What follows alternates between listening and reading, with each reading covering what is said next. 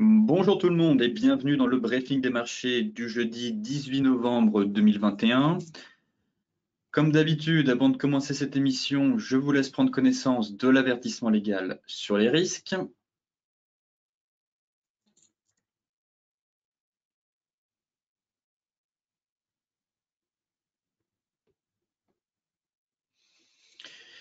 Et donc ce matin, nous insistons surtout à un repli des cours du pétrole, mais qui a été bien entamé hier, puisqu'on a eu une chute d'un peu plus de 2%. Et encore une fois, comme d'habitude, toujours des investisseurs tiraillés par les craintes autour de l'inflation. Et donc, effectivement, hier, Wall Street a quelque peu été pénalisé justement par les craintes concernant l'inflation et, euh, et aussi les préoccupations liées, comme d'habitude, à la chaîne d'approvisionnement. Alors que la publication mardi des ventes au détail a montré qu'elles avaient progressé en octobre à leur rythme le plus élevé depuis mars, malgré la hausse des prix, les investisseurs ont craint hier que de nouvelles augmentations des prix ne nuisent à la croissance et ne poussent la Fed à resserrer sa politique plutôt que prévu. Et effectivement, comme vous l'avez remarqué depuis le début de la semaine, on a plusieurs intervenants et membres de la Fed qui nous ont fait des annonces et des discours concernant un peu l'inflation et une possible hausse des taux à venir, puisque les commentaires de James Bullard, président de l'antenne de Saint-Louis de la Banque centrale américaine, et de Mary Daly, présidente de celle de San Francisco, mardi, ont également renforcé l'incertitude sur les marchés. Et justement, la semaine dernière, on avait déjà eu Richard Clarida, qui lui aussi avait encore une fois fait quelques annonces sur la politique monétaire à venir de la Fed. Donc là, intéressant de voir quand même qu'on a plusieurs membres de la Fed qui ne sont pas tout à fait d'accord avec la démarche qu'est en train de prendre Jérôme Powell et eux estiment au contraire que les conditions sont réunies pour que la Fed opte enfin pour un tapering plus agressif et potentiellement une, voire deux surtout deux hausses de taux en 2022. Alors que Jérôme Powell, comme vous le savez, se montre patient et estime étable déjà dans un premier temps sur une seule hausse de taux. Et là, très intéressant de voir en tout cas que plusieurs membres de la Fed ne partagent pas en tout cas cette opinion et estiment que deux hausses de taux seraient envisageables en 2022. Tandis qu'en Europe, pour l'instant, très clairement, Christine Lagarde, elle, a balayé cette hypothèse en estimant que c'était très peu probable d'avoir une hausse de taux en 2022 en zone euro. Ce matin, donc, en Europe, on continue de grimper, doucement mais sûrement, toujours un peu en crabologie. On était en légère hausse, certaines valeurs ont profité du repli des cours de pétrole, alors que les craintes persistantes liées à l'inflation et aux difficultés d'approvisionnement ont fait justement hier reculer Wall Street et Tokyo. Donc, la nouvelle, ce serait que l'administration américaine a sollicité plusieurs pays grands consommateurs de pétrole, dont la Chine, l'Inde et le Japon, pour qu'ils puisent dans leurs réserves stratégiques de pétrole dans le cadre d'une démarche coordonnée visant à faire baisser justement les prix de l'énergie. Donc, l'information forcément favorise le repli du prix du baril au plus bas quand même depuis 6 semaines. Néanmoins, j'estime qu'on est toujours dans une très belle dynamique haussière et que les gros niveaux de support tiennent. Donc, on fera le point juste après techniquement. Et encore une fois, ce mouvement est loin d'être suffisant, je trouve, pour apaiser très clairement les inquiétudes liées à la hausse générale des prix et au goulet d'étranglement qui perturbe l'approvisionnement des entreprises et aussi menace forcément leur marge bénéficiaire. Côté macro, on est toujours dans une semaine assez calme, très clairement, catalyseur, baisse de la volatilité, la fin d'année arrive, j'estime qu'il reste maintenant plus qu'un mois de bourse. La séance à venir devrait rester assez calme, tant du point de vue des publications de résultats que des indicateurs économiques. Toutefois, les investisseurs surveilleront les chiffres hebdomadaires des demandes d'allocation chômage aux États-Unis et l'indice d'activité Philly-Fed à 14h30. Côté macro, ici, une nouvelle fois, un sondage de BofA, donc de Bank of America, qui réalise maintenant tous les mois un sondage autour de l'inflation, puisque c'est vraiment le thème clé de l'année 2021, et je pense aussi qu'il restera un thème majeur en 2022. Et cette fois-ci, toujours pour savoir prendre la température auprès des investisseurs surtout. Est-ce qu'ils pensent que l'inflation est transitoire ou permanente? Alors au mois d'octobre, on avait eu une hausse des investisseurs, en tout cas dans les sondages, on avait 38% des investisseurs qui pensaient que l'inflation était permanente et seulement 58 transitoire. Et là, ça a un petit peu diminué. Effectivement, on a 61% des investisseurs qui pensent que finalement l'inflation est toujours transitoire. Donc, dans tous les cas, on a toujours eu depuis le début de ce sondage que je vous ai présenté, il me semble, je vous le publie chaque mois ce sondage et je vais commencer à vous le présenter à partir de juillet-août.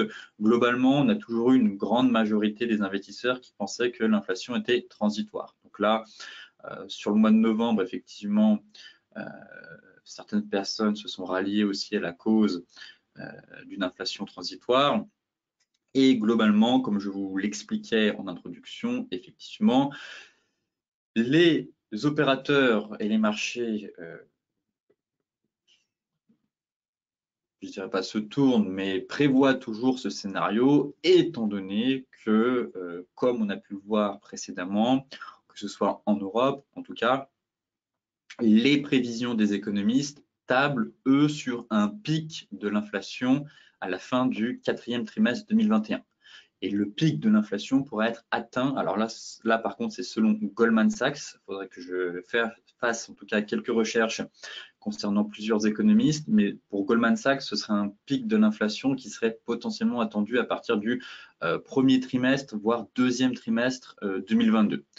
Mais globalement, ça permet d'avoir de la visibilité aux investisseurs. Et donc, ils se disent que de toute façon, l'inflation est transitoire et que le pic est bientôt là. Donc, effectivement, si le pic est bientôt là, inflation forcément transitoire et tout va bien sur les marchés.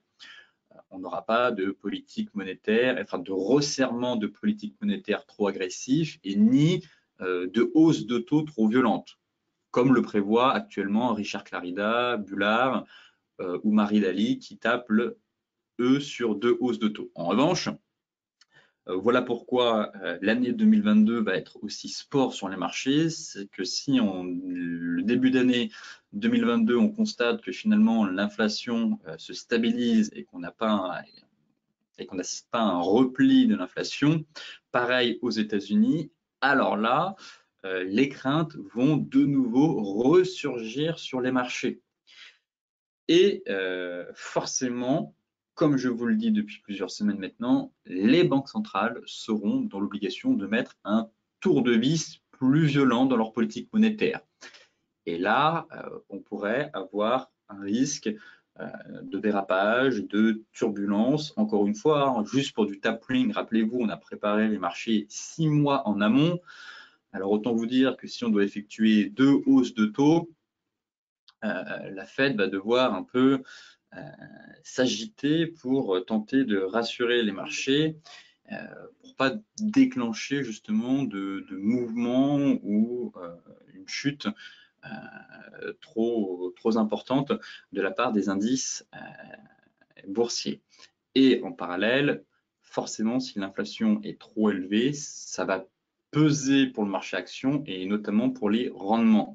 Donc, si l'inflation aux États-Unis repasse sous les 4%, globalement, ça reste soutenable, mais une inflation au-dessus de 4-5% à moyen long terme, difficile, enfin, en tout cas, ce serait un élément compliqué et difficile pour avoir de la performance sur le marché action. Ici, nous avons le Buffett indicateur. Encore une fois, je vous avais déjà présenté cet indicateur, mais sous un autre angle. Je vous avais juste présenté la capitalisation boursière par rapport au PIB mondial. Donc, ça nous donnait surtout en termes de pourcentage. Ici, nous avons donc toujours la capitalisation boursière mondiale par rapport au PIB mondial, mais ajusté aussi de l'inflation. Donc, ce ratio market cap sur PIB a été ajusté de l'inflation. Et globalement, on constate un peu aussi dans les différentes phases dans lesquelles se situait cet indicateur, où est-ce que le S&P, lui, évoluait, sur quel niveau. Et globalement, quand l'indicateur dépasse le niveau des 1, on a des signaux qui commencent à clignoter et à nous alerter. Et globalement, vous voyez que ici, vous avez donc les différentes phases de récession qu'on a connues sur le marché. Et à chaque fois, en fonction, enfin en tout cas, l'évolution du S&P à chaque fois. Donc là, pareil, hein, que ce soit dans les années 60-70, hein, quand l'indicateur a commencé à passer au-dessus du niveau de 1, forcément, on a eu une petite chute, correction du S&P 500 ou derrière une récession. La dernière fois qu'il était monté aussi haut, justement, c'était durant la bulle des dot-com. Et derrière, le S&P a bien corrigé et effectivement, on a eu une courte récession. Et ensuite, c'était justement durant la crise financière liée au subprime. On était monté à 1,4. Et aujourd'hui, nouveau paradigme, j'ai envie de dire, on explose tous les records et on est à 2,5. Donc là, beaucoup, encore une fois, crient à la bulle. Vous voyez, tout est une bulle. Alors effectivement, on prend un peu du recul et qu'on regarde un peu l'euphorie qu'on a pu avoir sur même certaines crypto-monnaies, notamment des shitcoins qui sont valorisés, enfin qui étaient, maintenant ça a quand même bien chuté, mais qui étaient valorisés à 40 milliards, plus de 40 milliards de dollars. Effectivement, on a eu une sorte d'euphorie sur les marchés. Pareil pour les mêmes stocks. Rappelez-vous, on a eu un engouement totalement hallucinant sur ces valeurs. Et certains, encore une fois, estiment que les marchés sont survalorisés. Pour autant, sommes-nous dans une bulle? Difficile à dire. Effectivement, comme certains le disent, on sait qu'on était dans une bulle le jour où elle a éclaté. Pour l'instant, ça tient. Est-ce que c'est un château de cartes? Est-ce que effectivement, si la Fed est-ce que la Fed est bloquée? Est-ce que les banquiers centraux sont bloqués? Est-ce qu'ils pensent avoir trouvé la potion magique, j'ai envie de dire, et la recette magique, surtout via les injections de liquidités et les taux bas? Bref, ce schéma peut encore durer très longtemps, si vous voulez.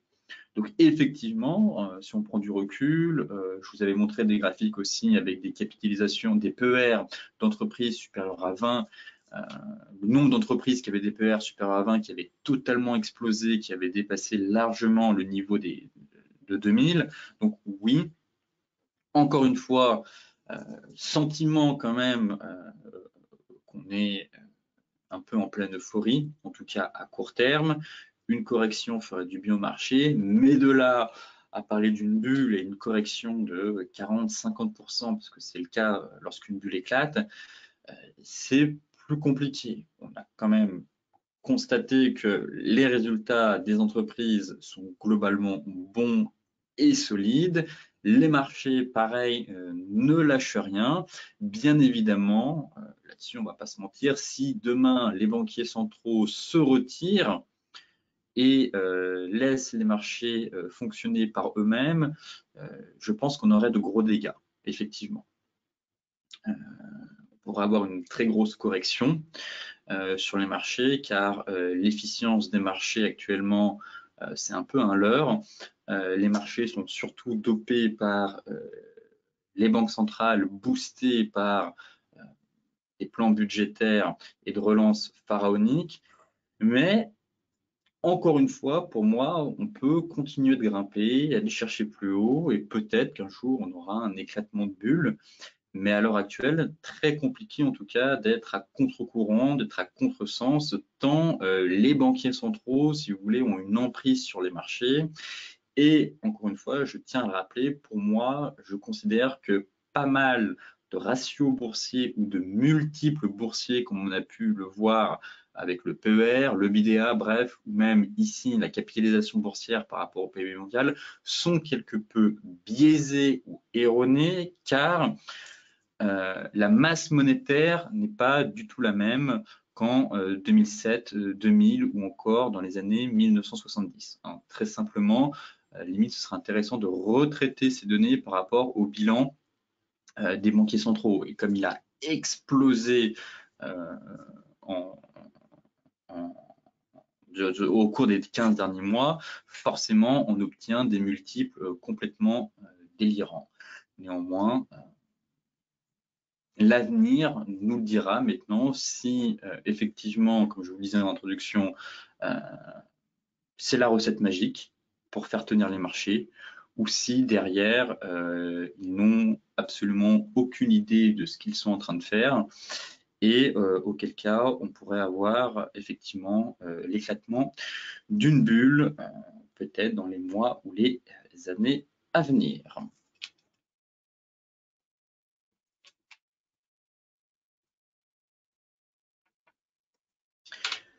Concernant la partie technique maintenant, focus toujours sur les indices qui sont dans le vert normalement, en tout cas c'était le cas ce matin, oui, toujours dans le vert.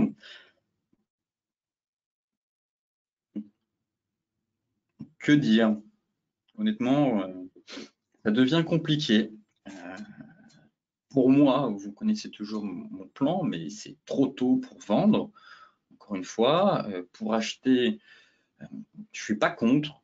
Effectivement, je suis pas contre, mais pas en plan swing. En tout cas, je pourrais pas vous donner une stratégie en vous disant achat, on vise 7500 points. Je trouve que c'est un peu délirant, très clairement. Là, les indices sont réservés aux scalpers et à ceux qui font de l'intraday. Effectivement, si on bascule en 15 minutes, il y a des petits signaux intéressants à prendre de cassure Tenkan Kijun, vous voyez, ici, ici, ici. Et dans l'ensemble, il fonctionne plutôt bien, mais voilà, il faut juste prendre quelques points et se tirer du marché. Pareil ici, prendre quelques points, se tirer du marché, et ainsi de suite. Et continuer à accompagner ce flux haussier le plus loin possible. Mais pour l'heure, encore une fois, aucune raison de vendre. J'ai beau basculer sur toutes les unités de temps, et quand je vois plus de 85% des clients IG sont à la vente, je ne comprends pas le modèle, et surtout que depuis maintenant plus de 10 jours, donc certains sont à la vente depuis les 7000 points, le marché ne fait que monter. Là, c'est le jeu de la patience. Le but, c'est de vous user. Le marché peut continuer à monter en cravologie, et voilà, c'est de vous mettre en quelque sorte à bout de nerfs. Pour moi, j'estime mieux vous rater une partie de la baisse, mais avoir un véritable signal baissier plutôt qu'essayer d'attraper le point haut. Et pour l'instant, on monte encore une fois en crabologie, mais en données daily, c'est haussier, en données hebdomadaires, c'est haussier, en données 4 heures, c'est haussier, en données horaires, c'est haussier, en données 15 minutes, c'est haussier. Bref, c'est haussier sur toutes les unités de temps. Il n'y a rien qui lâche. Par conséquent, il faut se montrer patient, tout simplement, ou tenter des achats dans le sens du flux pour prendre, je ne sais pas moi, 5-10 points sur le CAC 40 et partir. Voilà. Globalement, là, c'est très difficile de mettre en place un plan swing. J'attends toujours l'indice aux alentours des 7250, 7300. Ça reste la zone de short idéale selon moi. Mais là, à court terme, compliqué d'être acheteur, sauf si vous êtes à l'aise avec le scalping ou l'intraday. Dans ce cas-là, basculez sur les unités de temps un peu plus courtes, 5 minutes, 15 minutes, et tenter de jouer des setups de continuation de tendance pour grappiller quelques points.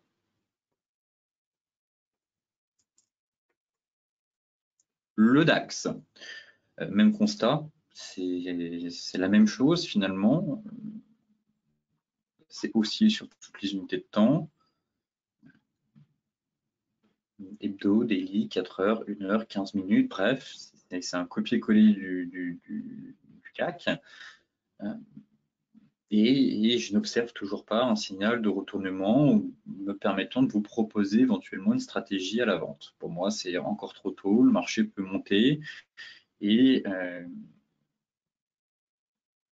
on est typiquement dans un marché qui est usant, on pense avoir un niveau intéressant, puis ça continue de monter, et puis le jour où tout le monde craque et abandonne les ventes, c'est ici que le marché va commencer à chuter. Généralement, le marché reproduit ce schéma. Mais comme on dit en bourse, l'argent des impatients va dans la poche des patients.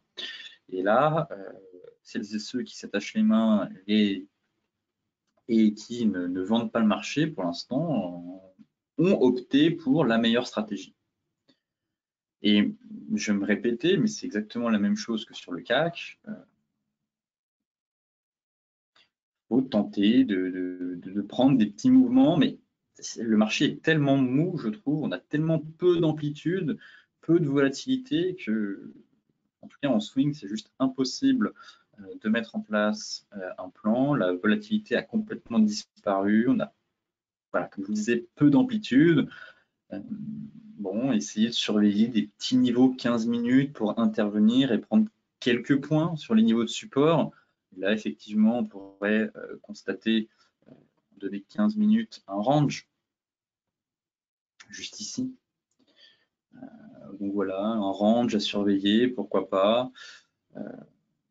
Au milieu du range, donc strictement rien à faire, mais surveiller un peu ce range et tenter des petits achats ou des ventes sur la borne haute pour grappiller 30-50 points sur le DAX. Dans l'attente toujours d'avoir un signal de retournement montrant que le marché s'essouffle, commence à caler et qu'une correction serait plutôt la bienvenue après une ascension aussi fulgurante. Le Dow Jones. Plus fébrile, le Dow Jones, effectivement, d'une part par les déclarations de certains membres de la Fed, qui se montrent plus hawkish dans leur discours, estimant que les conditions sont réunies tout simplement pour une hausse des taux, et parallèlement le dollar qui se renforce. Comme je vous le disais, à court terme, là, la différence de performance qu'on a sur les indices s'explique aussi par le taux de change euro-dollar. Encore une fois, quand l'euro tombe, c'est bon pour les bourses européennes. Et quand le dollar, lui, s'apprécie un peu trop vite, un peu trop fort, forcément, ça pénalise le marché américain. Maintenant, potentiellement une correction en ABC. Bon, j'attends de voir si on est sur une correction en ABC ou dans un range horaire.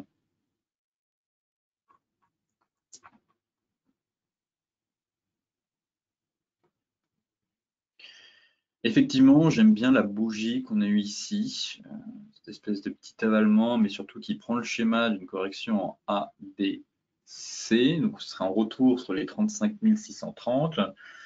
Néanmoins, on est sur un petit support. On est sur un petit support actuellement. Il faudra attendre la cassure. Et surveiller un peu, voilà. Ce qui me dérange, c'est la MM50 qui arrive en soutien sur ce niveau de support. Donc là, surveiller à l'ouverture. Mais on a un beau niveau de support juste ici et c'est embêtant de vendre. Voilà, vous voyez, on a un beau niveau de support, donc soit on est dans un range à venir, donc là, stratégie de ping-pong, soit attendre la cassure pour aller chercher les 35 630. Là, j'ai plutôt envie d'être acheteur, étant donné qu'on a la MM50 qui remonte, on est sur une belle zone. En données horaires, à surveiller à l'ouverture, parce que là, néanmoins, si on est certes dans un range, je n'observe pas de chandelier de retournement, toujours. Mais voilà le range dans lequel l'indice pourrait évoluer. Donc, deux scénarios à venir pour moi sur le Dow Jones, soit phase de trading range, dans ce cas-là, achat sur la bande basse avec un stop loss sous la MM50, 4 heures. Sinon, cas de cassure, direction 35 630. Voilà le plan que j'ai actuellement sur le Dow Jones, à affiner surtout à l'ouverture à 15h30. Maintenant, si on regarde les futurs,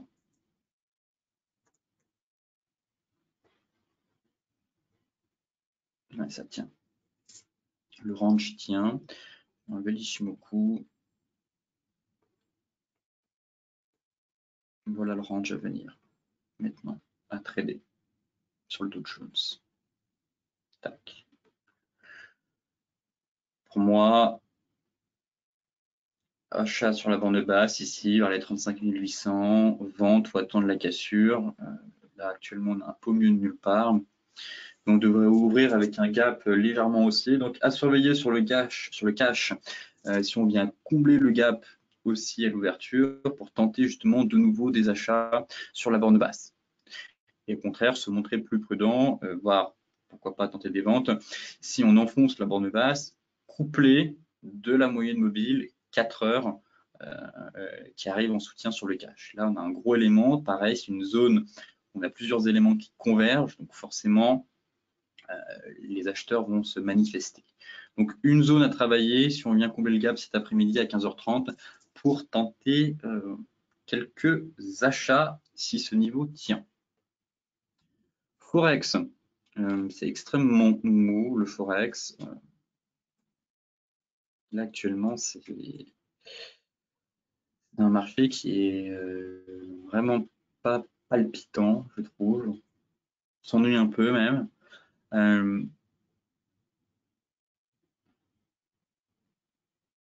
Donc la divergence ici a plutôt bien fonctionné. En donné une heure. Un rebond était tout à fait envisageable. Maintenant, j'attends ma zone pour proposer de nouveau un plan à la vente sur cette paire. J'estime qu'on allait un peu vite, un peu bas. Un rebond est envisageable. Maintenant, j'attends l'euro ici, dans cette zone-là. Voilà la zone où j'ai envie de revendre à nouveau l'euro-dollar. Zone de vente pour aller chercher une nouvelle fois 1,1270 et en cas de cassure, TP final 1,1180.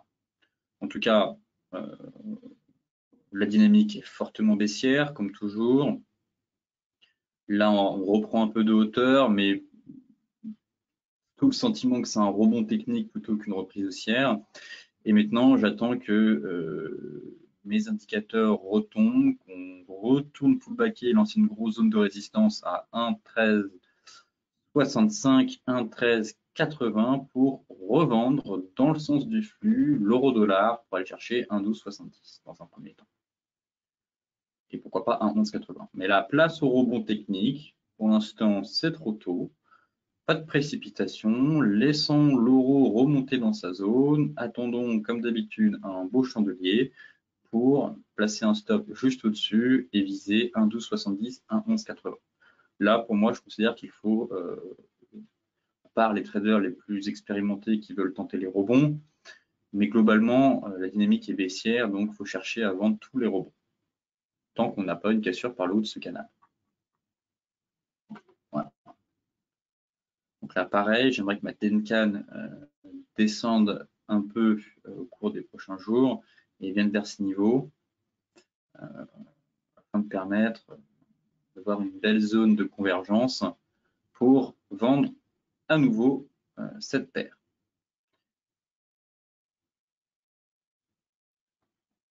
L'euro GBP, je reviens à la charge sur cette paire après m'être fait stopper il y a 2 semaines, mais j'ai la conviction qu'on va quand même aller chercher la borne basse du range hebdomadaire. Et en plus, on a eu récemment les annonces de la BOE qui ont fait plonger, qui ont renforcé la livre, au contraire, qui ont fait plonger l'euro, puisque la BOE évoque de nouveau une hausse de taux, donc forcément lorsque les banquiers centraux évoquent des hausses de taux à venir, cela rend leur monnaie plus attractive. Par conséquent, leur monnaie a tendance à s'apprécier, ce qui explique la dégringolade de l'euro et la chute de l'euro, puisque Christine Lagarde, elle, ne veut pas remonter les taux en 2022, alors que la Fed pourrait, elle, amorcer une voire deux hausses de taux. Donc forcément, appréciation du dollar. Maintenant, d'un point de vue technique, ici, on est en pleine accélération baissière. Donc là, c'est vraiment pas des scénarios que j'apprécie. Si vous étiez positionné en haut, tant mieux. Mais là, il faudrait attendre un rebond et revendre le rebond. C'est la stratégie que j'ai un peu sur cette paire actuellement.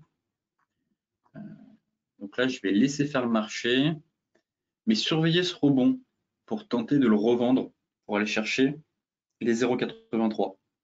Pour rappel, on est dans un range hebdomadaire. Après le bear trap qu'on s'est pris ici, on est remonté, là on recasse une nouvelle fois, et là j'ai le sentiment que cette fois-ci c'est la bonne, tout simplement, et que le marché va aller chercher les 0,83. Finir sa rotation complète des prix pour aller chercher la bande basse. Donc là c'est le niveau pour moi à aller chercher d'ici la fin de l'année. Maintenant, vendre en pleine accélération baissière, certainement pas. Là on est en train de faire un avalement haussier, donc on vend sur rebond. Donc maintenant, à vous de voir jusqu'où le rebond pourrait tomber, enfin s'essouffler en tout cas. Si on prend la véritable accélération baissière, elle a commencé ici, 23,6, 23,6, 38,2. Bon, à voir, à surveiller, mais je ferai le suivi dans la semaine. Je ferai le suivi dans la semaine, de toute façon de cette paire. Mais j'aime beaucoup la dynamique qu'on est en train de prendre avec la cassure des précédents plus bas, là où justement le marché nous avait sorti derrière. Là, pour le coup, c'est bien cassé. Et j'ai envie de voir ce rebond technique. Enfin, j'ai le sentiment qu'on est dans un rebond technique et que le marché va repartir en direction du sud. Auquel cas, il faudrait essayer d'attraper le rebond en plein vol pour revendre avec un stop un peu plus haut et laisser courir le trade en direction des 0,83. L'AUD-USD, toujours suivi du plan un peu vendeur qui s'est déclenché cette semaine. Le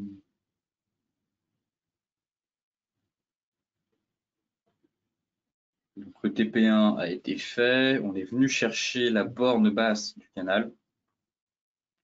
Là, pareil. Et maintenant, j'estime qu'il faut attendre la cassure. Mettez votre stop à break-even pour celles et ceux qui ont vendu sur l'avalement 4 heures. Ce serait dommage, même si c'est un peu tôt, mais ce serait dommage de sortir perdant de ce trade. Globalement, si on a fini en données 4 heures, celles et ceux soit qui ont vendu ici ou ici, bon, il y a une petite marge. Ça vous fait quand même une petite marge. Mais je considère que c'est la meilleure chose à faire, très clairement, de mettre à APE le stop. J'ai aucune certitude que la barre de base du canal va céder, auquel cas, si elle ne cède pas, on pourrait tout remonter et sortir avec une perte. C'est dommageable, je trouve, sachant qu'on aurait pu éviter cela. Donc pour moi, mise à BE du stop ici, suite à l'avènement qu'on avait vu là, ou la cassure tête qui jaune, petite prise de bénéfice qui a dû s'opérer soit sur les plus bas, soit sur la touchette de la borne basse du canal. Hop. Et maintenant, laissons faire le marché. Donc pareil, je fais juste le suivi. Mais si on casse cet oblique, prochain TP 0,7175.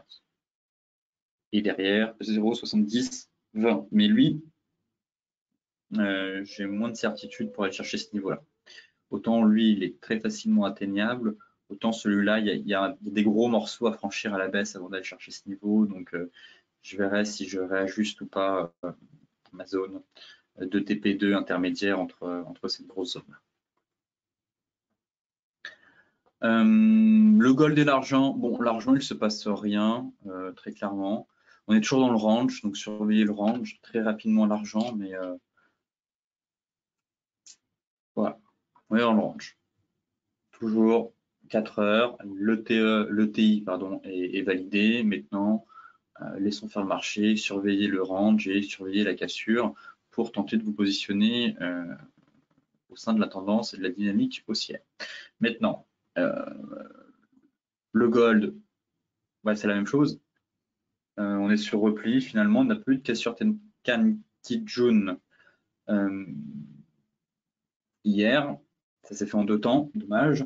Mais ça reste quand même bien orienté à la hausse. J'aimerais bien un retour sur les 1850. Là, pour les retardataires, en tout cas. Celles et ceux qui n'ont pas pu rentrer sur ce marché, on est dans un range, même constat que sur le silver, range technique, potentiellement une possibilité de rentrer pour celles et ceux qui n'ont pas pu sur les 1850. Ici, prise d'appui même 50 et derrière, aller chercher les 1910. Mais pas d'alerte baissière, on reste bien orienté, c'est plutôt encourageant pour la suite, on travaille le support des 1850. J'aimerais un petit retour sur ce niveau, qu'on vienne chercher notre Tenkan avant de repartir en direction des 1910. Mais plutôt confiant pour la suite. Maintenant, voilà, mon TP reste à 1910, TP1. TP2, ce serait 1960 et TP3, ce serait de nouveau plus haut historique. Encore une fois, le sentiment que les métaux précieux vont revenir sur le devant de la scène, soit d'ici la fin de l'année, soit pour l'année 2022. Car la performance va être plus compliquée sur le marché action, je pense. On va avoir quelques turbulences. On sera plus dans une période de reprise économique. Donc là, très clairement, pas de reprise économique. On délaisse les valeurs refuges au profit des actifs jugés plus risqués. Là, on sera retour sur les niveaux juste avant Covid. Et donc, ce sera plus compliqué, à mon avis, pour les entreprises de faire vraiment de la performance. Et surtout derrière, si l'inflation reste un problème pour les banquiers centraux et sur les marchés. Auquel cas, normalement, même si cela n'a pas fonctionné en 2021, mais on assiste quand même à une grosse divergence sur certains graphiques fondamentaux, mais l'inflation joue un rôle de l'inflation. Le métal jaune joue un rôle de couverture face à l'inflation. Et je m'attends à ce qu'il y ait un rattrapage des métaux précieux dans les semaines et mois à venir. En tout cas, ça reste une de mes stratégies pour 2022. Le Brent maintenant. Alors on est dans la zone et ça me démange. Ça me démange de proposer un plan à l'achat sur le Brent. Je vais enlever l'Ichimoku. Non, d'abord je vais laisser l'Ichimoku, vous montrer des éléments intéressants. Donc la fameuse zone de support qui est identifiée depuis maintenant pas mal de temps. On est venu chercher notre Tenkan. En soi, le setup ici est toujours bon. Ceux qui jouaient la cassure Tenkan Kijun, le signal de sortie, normalement, c'est à la cassure de la Kijun, de la Tenkan, pardon. Premier signal, c'est cassure de la Tenkan. Donc là, on est dessus, on pourrait encore repartir. Donc là, on a un beau niveau, zone de support hebdomadaire. On est venu chercher notre Tenkan. Maintenant, en données daily,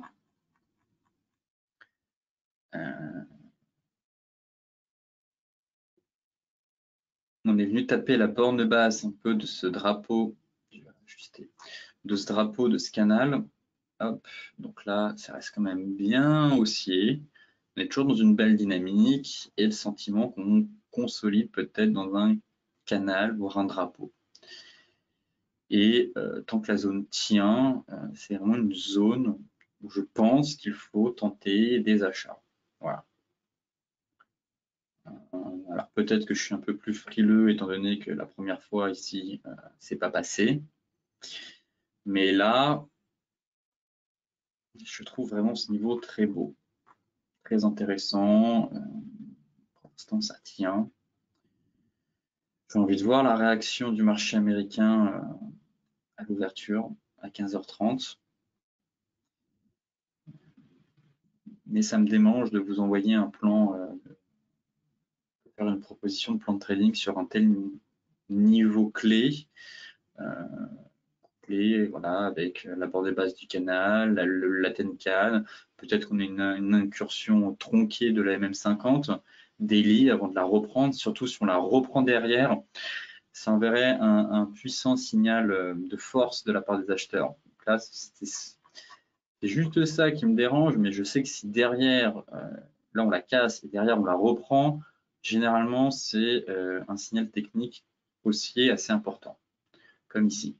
On la casse, boum, on la reprend, derrière ça repart, on la casse, boum, on la reprend, qu'on vient la tester, voilà, qu'on ait une belle ascension, qu'on vient tester pour la première fois, tac, tac, tac, tac. Là, j'ai le sentiment qu'on pourrait faire pareil. Donc voilà pourquoi il ne manque pas grand-chose vraiment. Donc encore une fois, à vous de voir. De toute façon, je ne donne pas de conseils en investissement. Mais vendre là, pour moi, pas du tout. Je pense qu'on pourrait vraiment avoir une belle vague de hausse et aller chercher les 90$, très clairement. J'aime beaucoup la configuration. Bon, à suivre. Je vais essayer de faire le suivi demain, peut-être sur Twitter, mais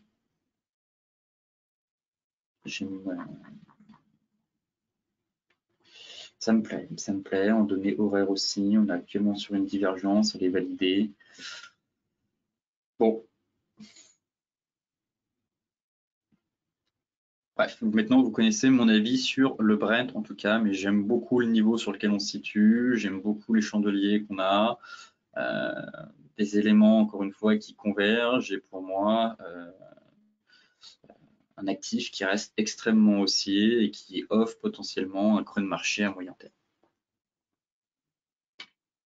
Forcément, le light, c'est exactement la même chose, seulement que je trouve la configuration plus propre sur mais les divergences aussi présentes ici, hein, en horaire, on a une plus petite divergence, on a vu une divergence.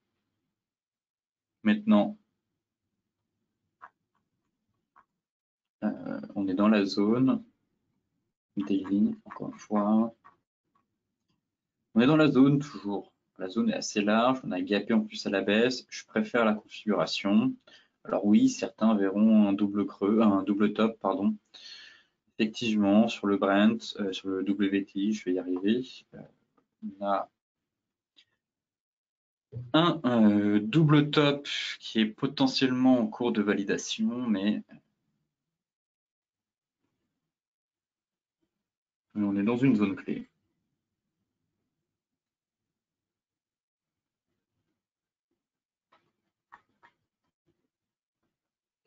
C'est vrai que quand je vois le WTI, bon, effectivement, c'est pas aussi propre que sur le Brent. Là, on avait l'orange à suivre. Je préférais la configuration sur le Brent, mais ce qui me dérange, c'est qu'on est dans la zone, en fait. Et tant qu'on n'a pas enfoncé cette zone, j'estime qu'on est simplement dans une correction et pas un début de retournement haussier. Voilà. En tout cas, c'est le sentiment que j'ai actuellement.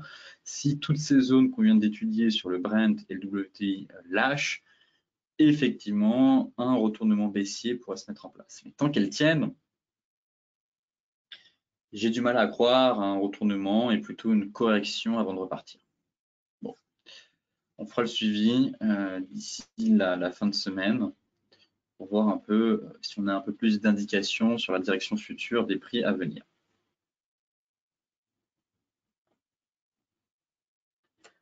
Le Bitcoin maintenant.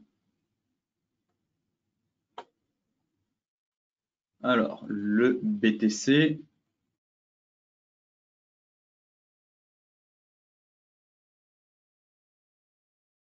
Concernant le BTC, bon, rien à dire de plus. Toujours dans la zone. Pour moi, ça reste un niveau intéressant à travailler à l'achat, soutenu par la MM50. On va arriver aussi sur le bas du nuage. Donc à suivre, très clairement. à suivre.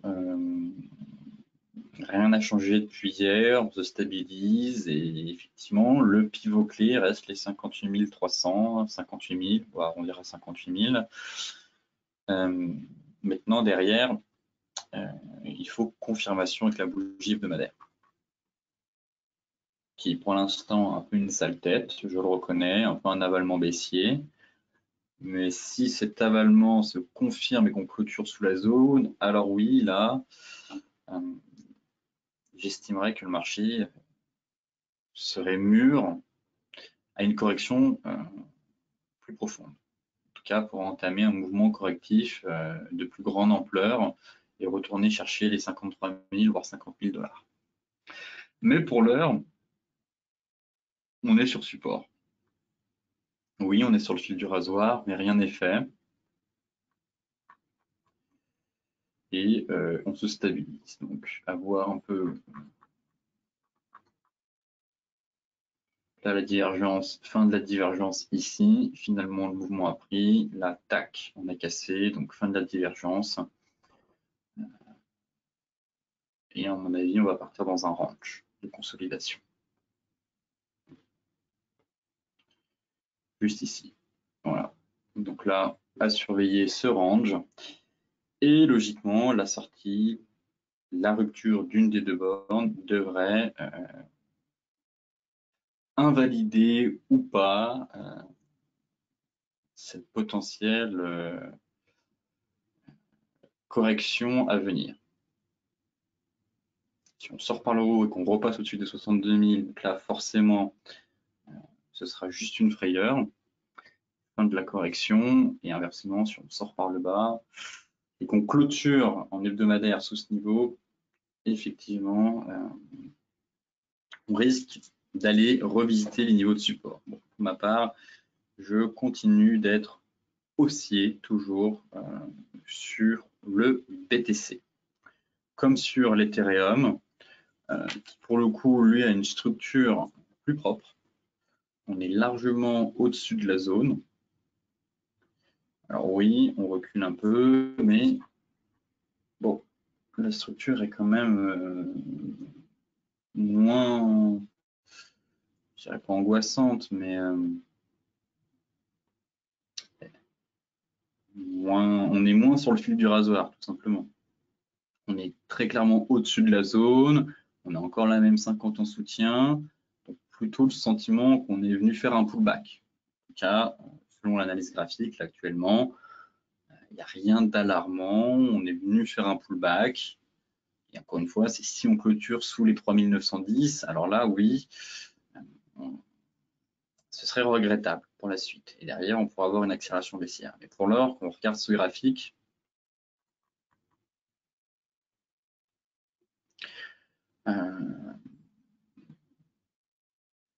je tente d'être rassurant en tout cas. Pour moi, il n'y a rien d'alarmant dans l'immédiat. Et j'attends de voir maintenant ce qui va se passer ici. Et derrière, surveiller surtout si on a un creux. Voilà, si on arrive à faire une cassure Tenkan Kijun, là, ce serait juste magnifique. On aurait un très beau signal de reprise haussière derrière, avec un stop loss à passer sous les plus bas. Et là, ce sera aller chercher les 5235 et plus, et pourquoi pas l'objectif théorique de la tasse avec anse. Encore une fois, ici, sentiment qu'on est venu pullbacker la ligne de coup de la tasse avec anse. Pareil, l'Ethereum, je considérerais que le scénario est invalidé si on clôture sous les 3700 $. Et déjà, si on clôture sous la zone ici, sous les 3900 en données hebdomadaires, effectivement, on aurait très clairement une dégradation de la dynamique haussière et un risque que les vendeurs enfoncent le clou pour aller chercher les prochains niveaux de support. Et pour l'heure, en données 4 heures, pour l'instant, ça tient. Surveillons la zone et surveillons la zone tout simplement. Mais pour moi, ça reste quand même des niveaux intéressants pour tenter de se positionner à l'achat. Si vous voulez mon opinion maintenant sur l'ensemble des crypto-monnaies. Sur ce briefing touche à sa fin. Comme d'habitude, je vous souhaite une excellente journée, de très beaux gains et de très bons gains aussi. Soyez prudents sur les marchés, notamment avec cette faible volatilité. Ne cédez pas à l'envie de trader absolument. Il faut savoir rester à l'écart, surtout quand il ne se passe rien sur les marchés.